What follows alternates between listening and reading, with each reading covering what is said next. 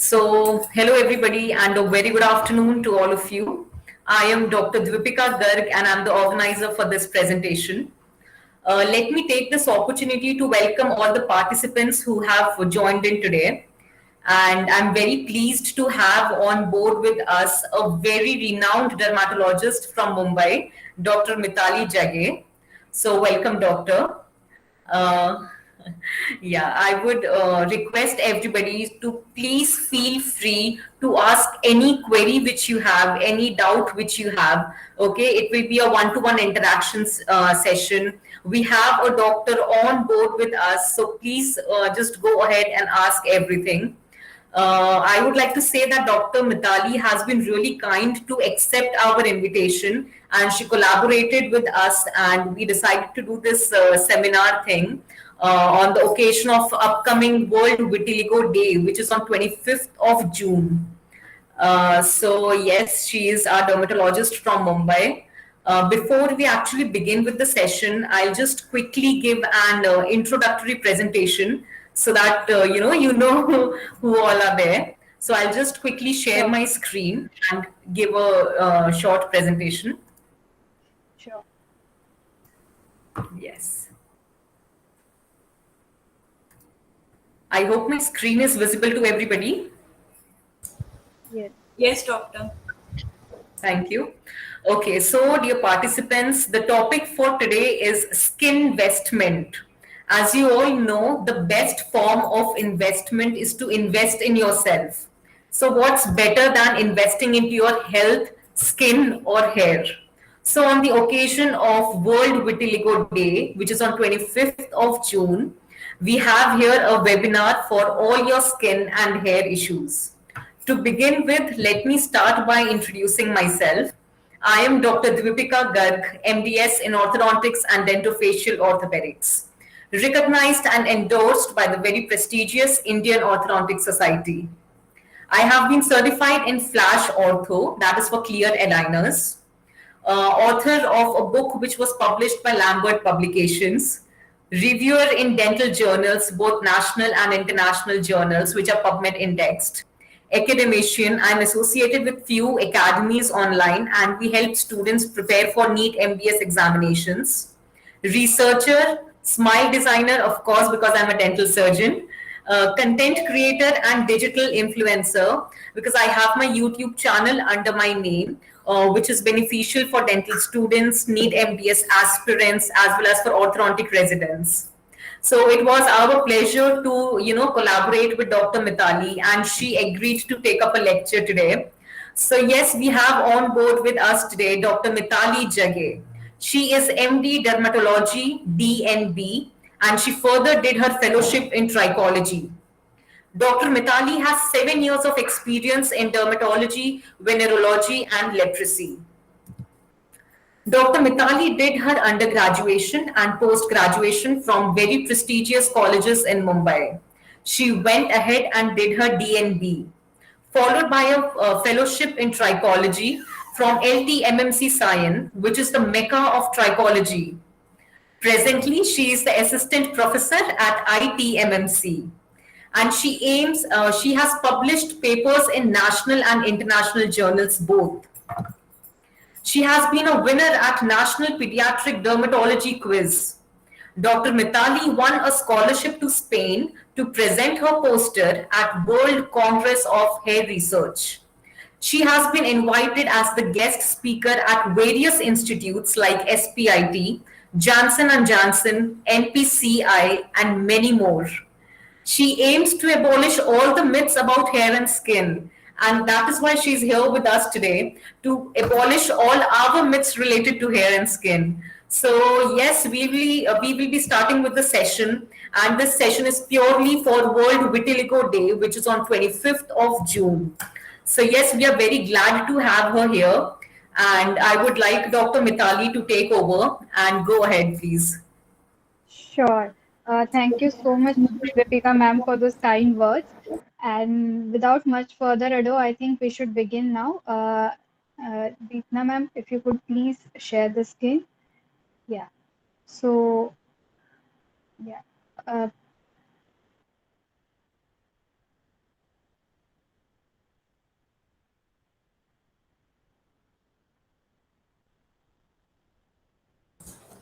Yeah, Is the screen just visible to everyone?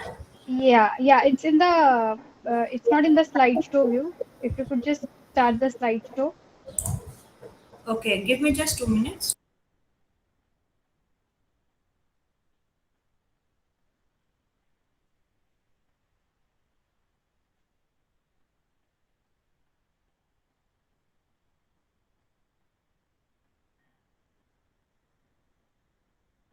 Yeah.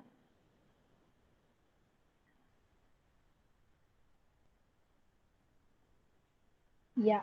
So hello everyone, and I'm Dr. Mitali Jage, and today I'm here to talk about skin investment. So what do you mean by investment? Like let's forget the skin investment for a while, and let's start with what is investment.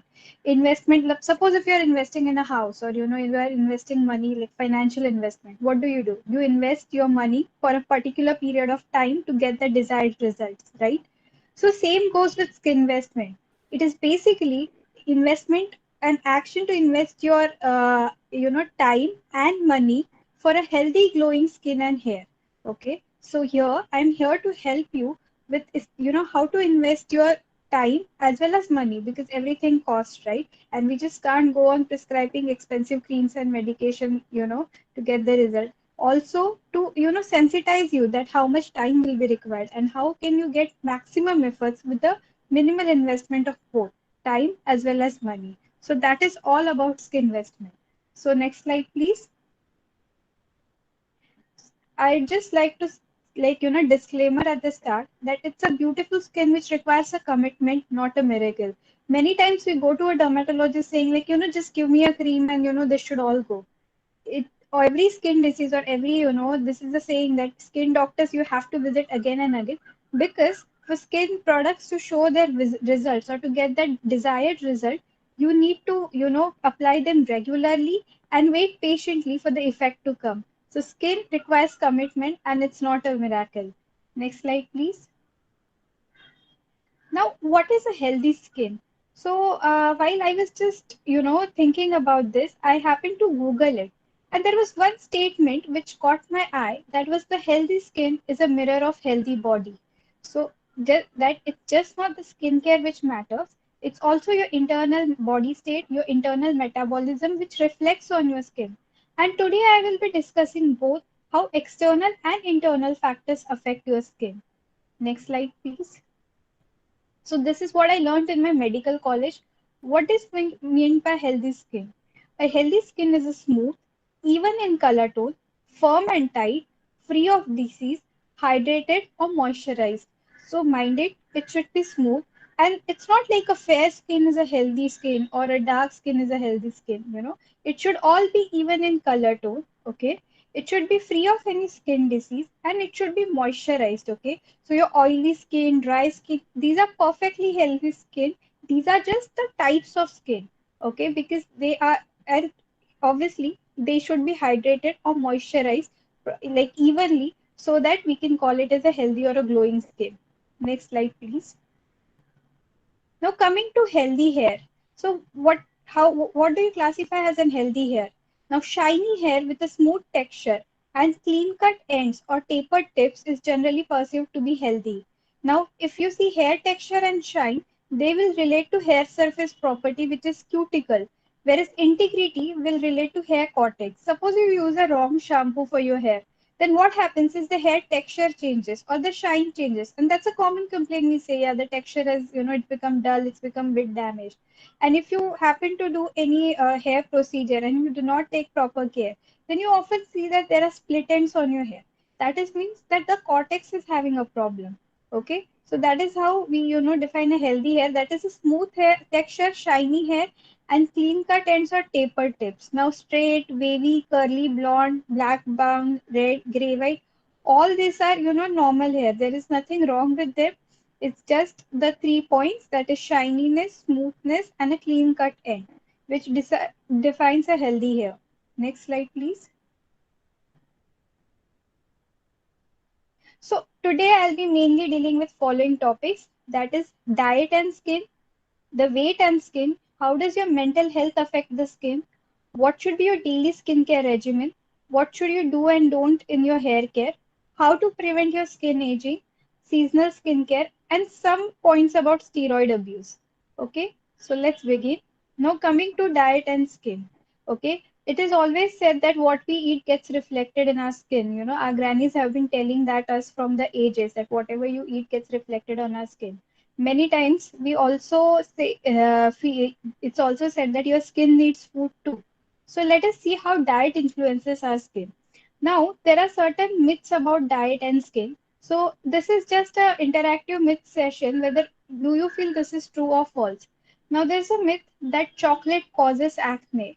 So, do you think that chocolate causes acne? Anyone can answer. Anyone? What do you feel about chocolate causing acne? Okay, next slide, please. Yeah. So it's false. If you see dark chocolate, it's made with almost 70% of cocoa. Okay. Yeah. So, hi, Dwigma, could you just go to the slide?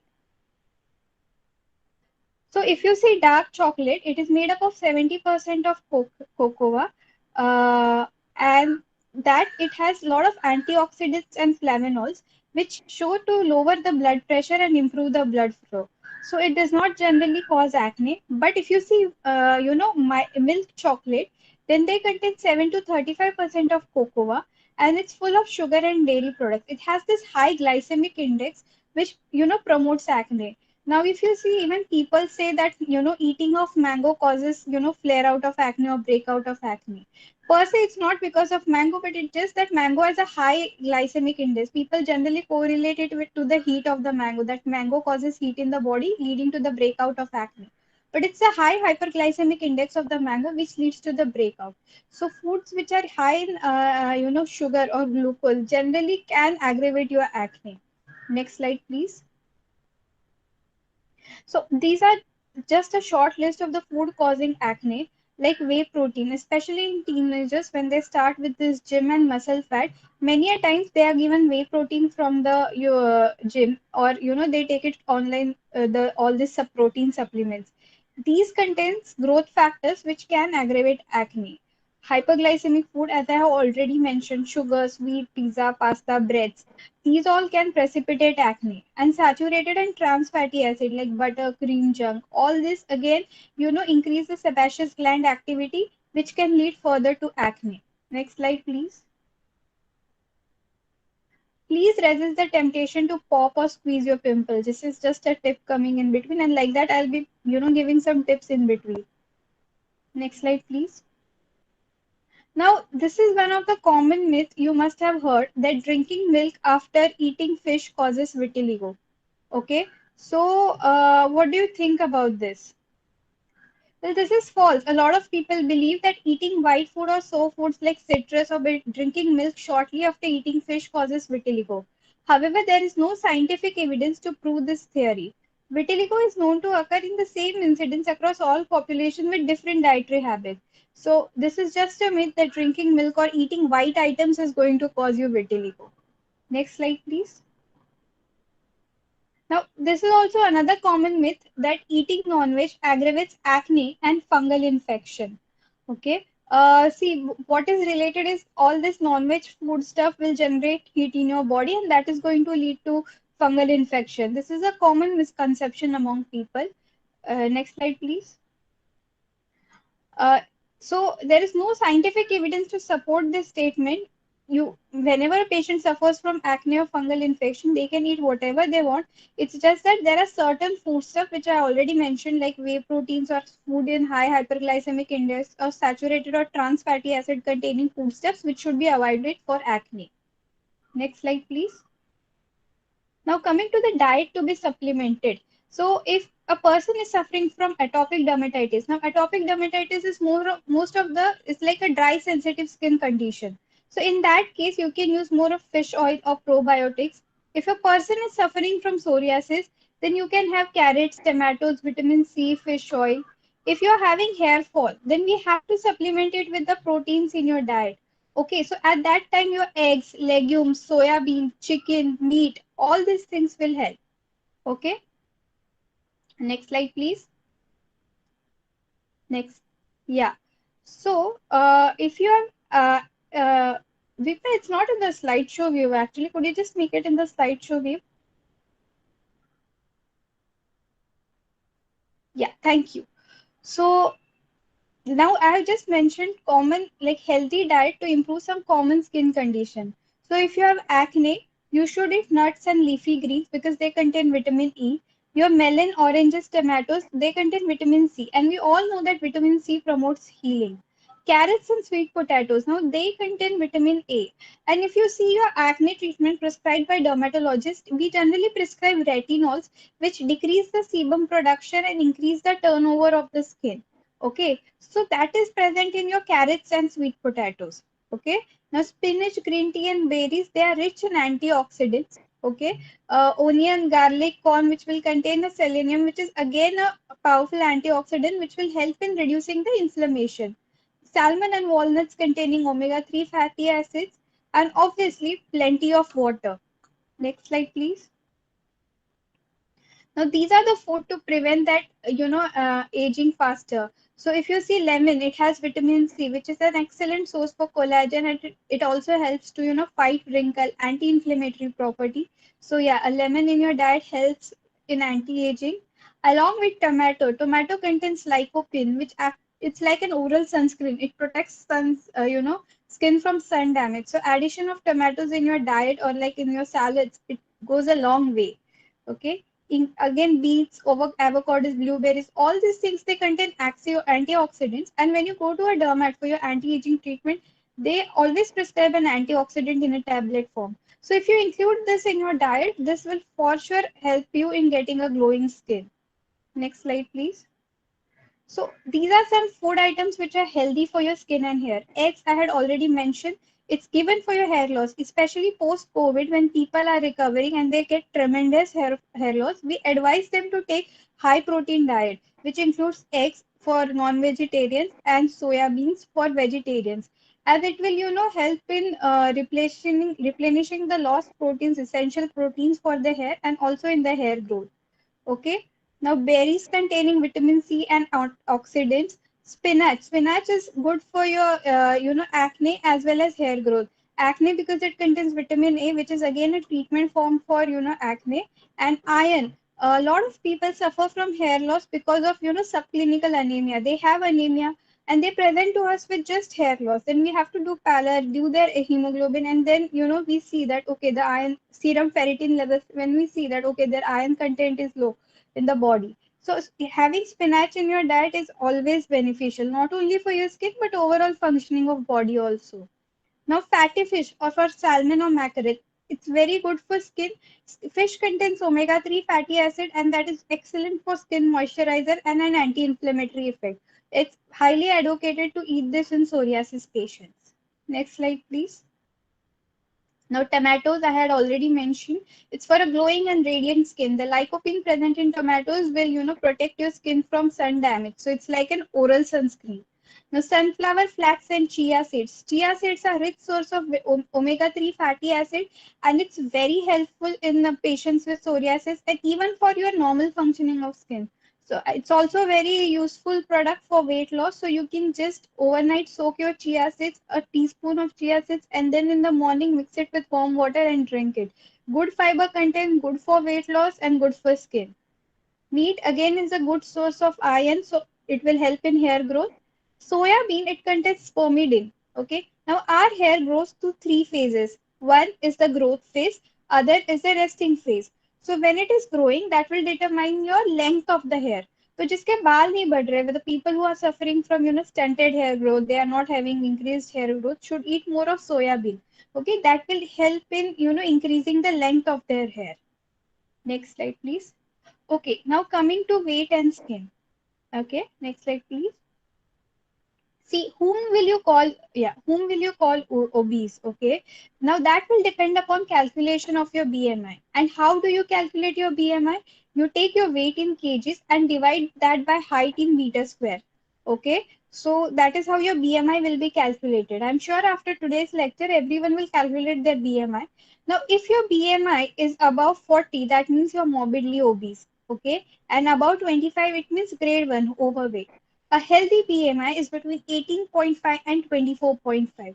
So we should aim to keep our BMI between 18.5 and 24.5. And the quick method is by measuring the waist circumference. Okay, if it is more than 94 centimeter in men and 80 centimeter in women, which means that you fall in the obese category. Next slide, please. So, what are the diseases which are precipitated by obesity?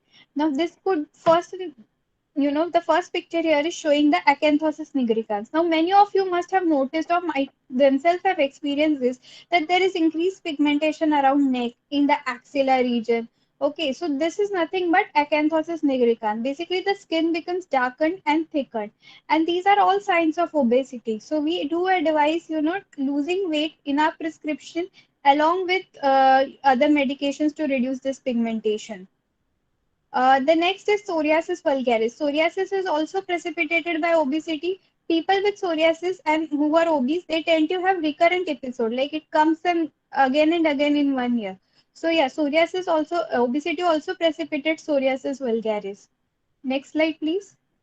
Now coming to polycystic ovarian disease. So this is a disease of women in modern generation.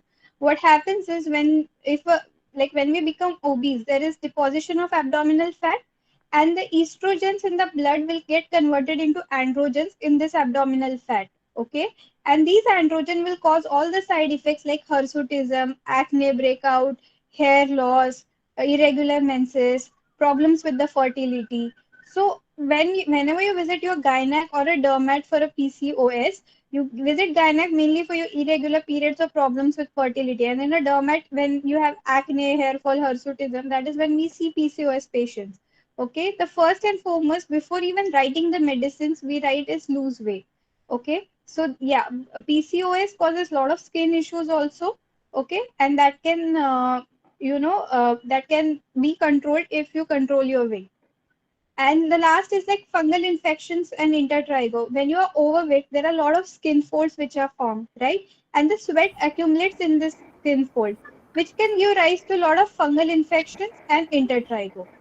Okay. Dr. Next. Mitali, Yeah. sorry to interrupt you. We have questions coming in.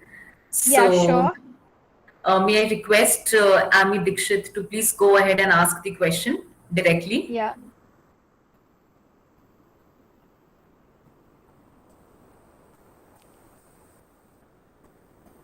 Miss Amy Miss Dixit? Ambition. Yeah. Hello. Please. Yeah, Yeah. please. Hi. Yeah, hi. Hi. Good evening, ma'am. Good. Yeah. Good Yeah, evening. good Tell evening. me. Tell me. Actually, I have a problem of dark circle. Okay. Okay. Actually, I have also gone to a laser treatment through a dermat here in Lucknow also. Okay. But the laser has, sorry, not laser, the peeling off. I have Peel gone for treatment. the Field Yeah. treatment. peeling. Yeah. Yeah. Yeah. Yeah. I Yeah. have done it for the 3 to 4 times I have went, but it is not much prominent. Okay. Okay. I So, So, saw. see, the dark see, the Yes. dark circles could circles be could be multiple multiple reasons. reasons. How we have How to we check have to your check your HB. HB. Okay. Okay. Okay. Along with that, Along with it that, also it depends also upon your sleep pattern. Okay. Third is it also depends upon your constitutional like eye structure. As in some people, the eyes are situated bit deeper in their orbit, so there is this shadow effect which can create a dark circle. And fourthly, it could also be because of your thin skin. Sometimes the skin around the eyelids in some people is very thin, so because of which the blood vessels underneath become very prominent and they can give a darkish hue over there. Okay, so these are the four reasons which have to be evaluated in your case. Okay, now some people also have atopic tendency or dry skin. In them also there are dark circles. Okay, so there are multiple reasons of dark circle. Obviously, peels are going to help. If peels do not help, then you might have to go for higher modalities like Q-switch and DIAG lasers, along with addressing the root cause, whether it's because of lack of sleep or if it's because of low HB. Okay, some people get it around more when they are stressed, especially around menstrual cycle. So we have to rule out all these causes. Okay, and then give a holistic approach for that periorbital pigmentation. I hope this clears up the doubt. You are on mute. I can't hear you actually. Uh, I can't hear you. The like it's showing you on mute. So if you could just unmute and ask the question.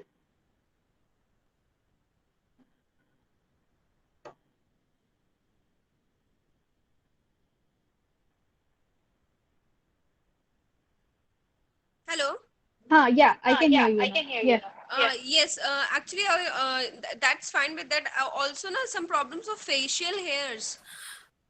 How to deal with the facial hairs overside the chin?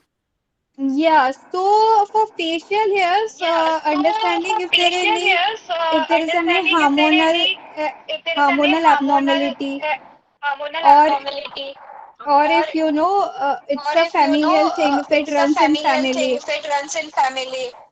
Many a times it's just idiopathic. The best Many a treatment times for it's facial just hair is idiopathic. The laser best hair treatment removal. for facial hair is laser hair removal. Let's say also is it cost effective?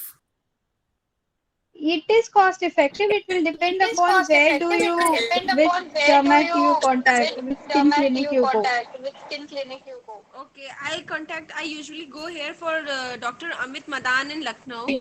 Okay. I have Okay. for my eyes also. I have got the treatment from him only. Okay. So I think you So can adjust, I think you can discuss adjust, your cost discuss options with your your cost dermat. options with your dermat. It's more Okay. like than me here. More like than me here. But ma'am, actually presently I am in Chaubatia. Just now I'm staying in Chaubatia with my husband. So I just wanted to know, is there any availability of dermat in Ranikhet or nearby? I'm sorry, I really I'm don't sorry, I know really any don't dermat know in Okay, that any you're from area. dermat in Mumbai. that It's area. fine. Yeah. It's fine. Ma'am, Okay. Yeah. your voice is echoing. Okay. Okay. Yeah. No issues. I'll consent here. Yeah. We can start the May I please presentation. request everybody May I to please mute request everybody yourself? to mute yourself?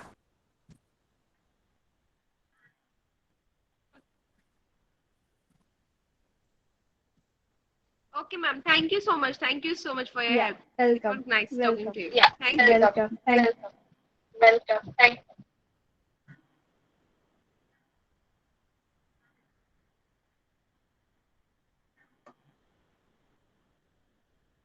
Yeah, so we were Is discussing there about anybody else who wishes, is there anybody else who wishes to ask anything? Yes, Yes, ma'am. Yes, ma'am. yes, I also want to ask something. Hello, Please ma'am. go ahead, yeah. Miss Swasti Srivastava. Yeah, yeah. Hi, Hi, hi. I'm having a thyroid from last 8 to 9 years, and Okay. from then since continuously I'm having a hair fall.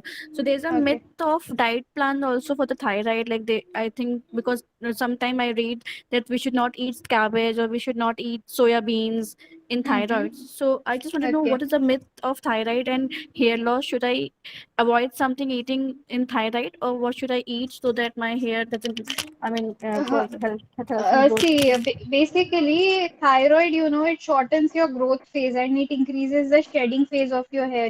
Thyroid hormone is essential for your normal functioning, like of your skin, your overall body functions. Like if you have less of thyroid, you'll be feeling more lethargic. So yeah, thyroid and hair loss is very much interconnected.